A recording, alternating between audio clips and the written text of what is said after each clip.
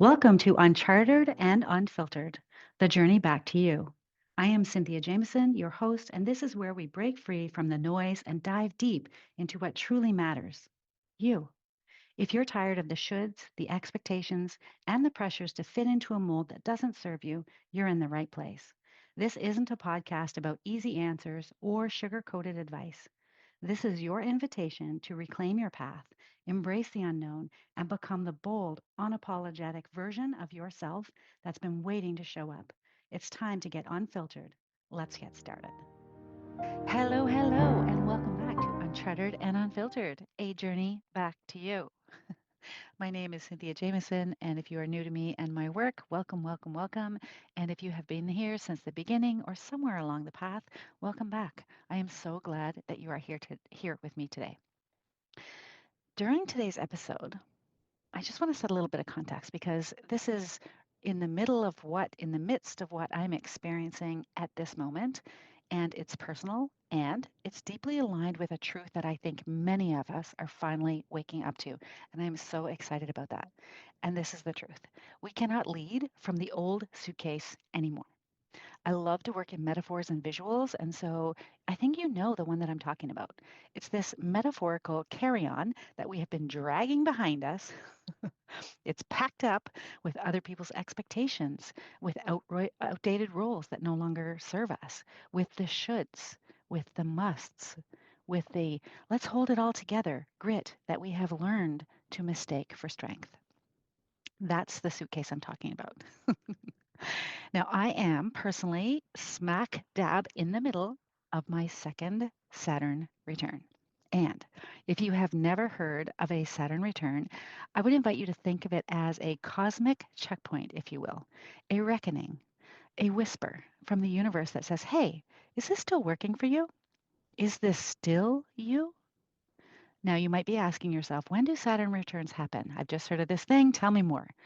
So, roughly every 29 and a half years, Saturn returns to the exact spot in the sky where it was when you were born. And I think that is so amazing. Each return marks the end of one cycle and the beginning of another. So, let me break it down a little bit for you. Let me qualify first. I am not an expert. So I'm breaking down for you what it is that I know from my own experience. So the first Saturn return happens between the ages of 28 and 30, and it is a time of adulting hard. It's about shedding inherited expectations from the time that you were a child growing up, like you're mostly out on your own or very close to it at that point. There's a lot of career shift that happens in the first Saturn return. A lot of relationships either deepen or dissolve, and you start to ask yourself, who am I really?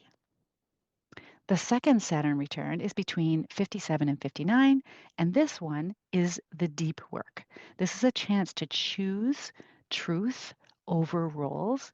It's a chance to choose legacy over loyalty to old stories, and it is a fire that burns away what no longer fits so that what's real can finally take root. And then the third Saturn return, if we are blessed enough to reach it, happens in our 80s. And it is a time of reflection, spiritual integration, and becoming the wiser elder that you once looked up to. And so for me, my second Saturn return began in March 2025, and it will peak later this year, and it will carry me into 2026. And here's what I can tell you at this moment: this is my moment. And it's not my moment to perform. It is not my moment to prove. It is my moment to reclaim. It is my moment to stop dragging old expectations behind me and start living with self compassion, soul aligned design, and courageous self leadership. And there's something that I want to name here, especially if this all feels new or familiar to you. I want to say me too. Now, until I found coaching 9 years ago, I didn't know any of this either. Back then, I was navigating life through grit, through logic, and through high expectations. I was trying to get it all right because I believed and perceived that there was a right way and somebody else knew what it was, without even realizing that there was another way. I did not know about Saturn returns. I did not know I could lead from intuition. I had no idea what human design was or that self compassion was even a thing, let alone a strength. So I was living and leading from the outside in. I was chasing achievement, approval, validation, control, instead of listening to the inside of me and leading from the inside out. And so now I know there is a deeper wisdom available. There is a different map to follow. And that's why I am sharing this. Not because I have it all figured out, but because it's changed how I live, how I lead, and how I love myself. Now, each Saturn return asks the same soul level questions. Are you living in alignment with your truth? Have you outgrown your own story? Are you ready to choose differently? Now, my first Saturn return, I got scorched by my own fire. You probably, if you've listened to recent episodes, I mean, part of this is even the name change in this podcast. So I was trying to be everything to everyone. Imagine spinning plates, wearing masks, proving my worth one exhausted breath at a time. I believed that being strong meant never letting anyone see you sweat. And that led me straight into depression. And that was exactly my first Saturn return. But this time, I am not here to burn out. I am here to burn bright. And I know that I'm not alone. Now, as a coach to new emerging and high potential leaders, I see the same shift happening. This collective ache, if you will, for authentic leadership, for lives that are not built on white knuckling through the day and stress and pressure, for a new question to lead the way, which is what if there's another way? And there is. And it starts in your own mind. So let me set the scene. We all have what I like to describe as an inner boardroom. And some of the voices in that room, they're not actually on your side. They're saboteurs, internalized voices of fear, of protection, and programming. And I will put a link in the show notes so that you can learn more about identifying and managing this boardroom of saboteurs for yourself. This is a tool that I use with all of my clients because it is fantastic.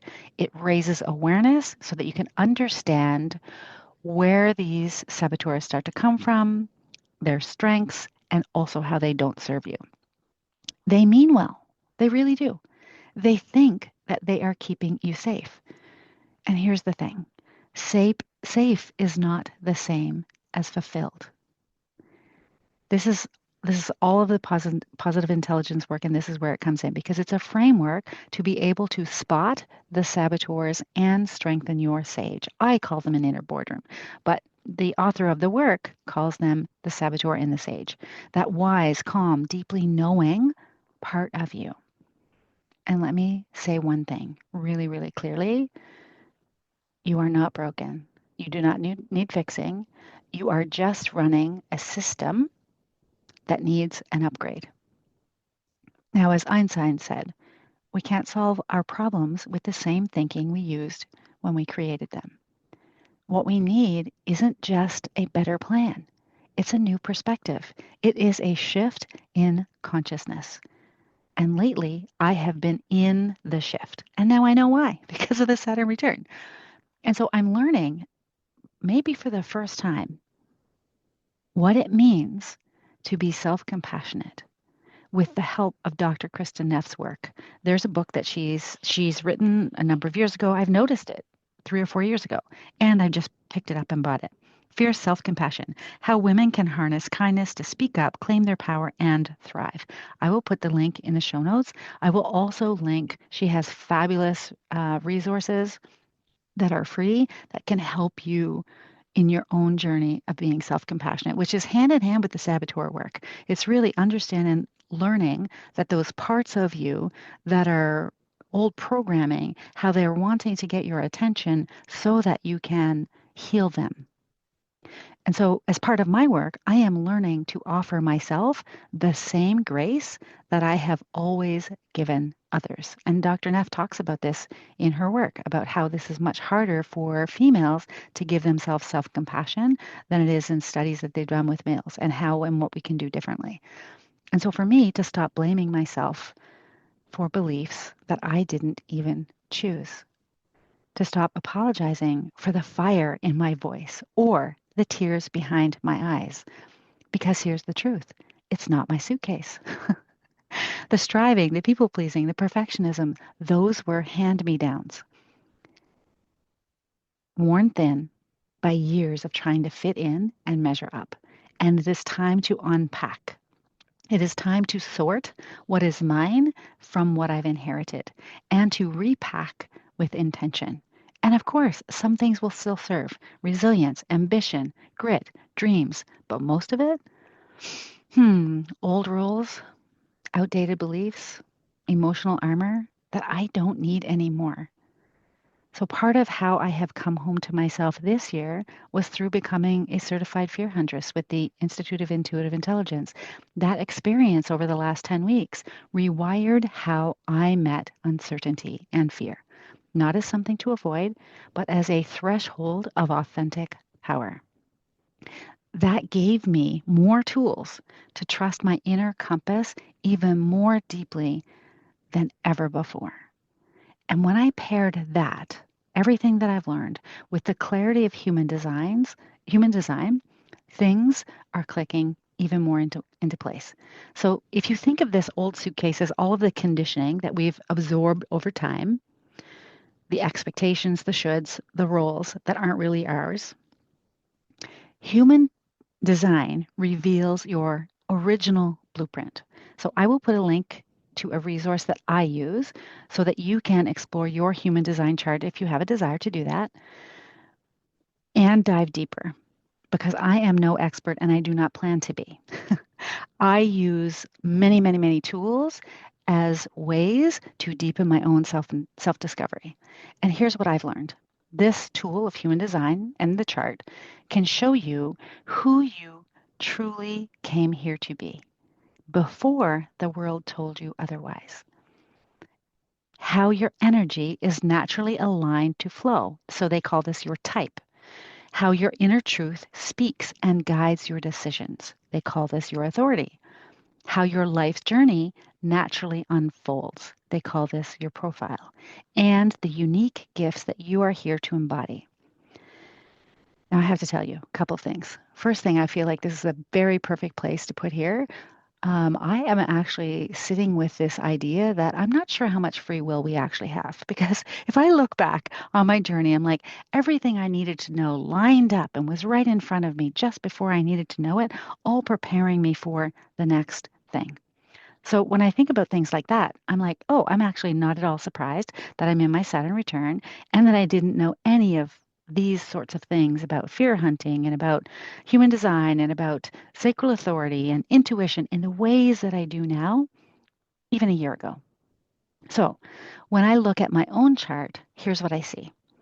A manifesting generator with sacral authority, meaning I'm built to respond to things, not to force things, to follow the spark inside of me. So the things that light me up, the things that excite me, that is what I'm meant to be doing. My strongest sense is feeling. And so for me, if it doesn't feel right, it just isn't right. And that's given me such an amazing clarity because I can just automatically know what's for me and what's not for me. My 4-6 profile shows me as a natural relationship builder who grows into a trusted guide over time. And I'm meant to live and lead my life out loud. And I find this the funniest thing as I'm sharing this with you. So, what does living out loud mean for me specifically? It's not about being the loudest in the room, it's not about being the center of attention. It is about being clear about my direction, that inner compass, and sharing my truth through how I show up and what I do. This podcast, my coaching work. It's about living in a way that naturally draws others in through integrity, through reliability, and through authentic self-expression by being myself.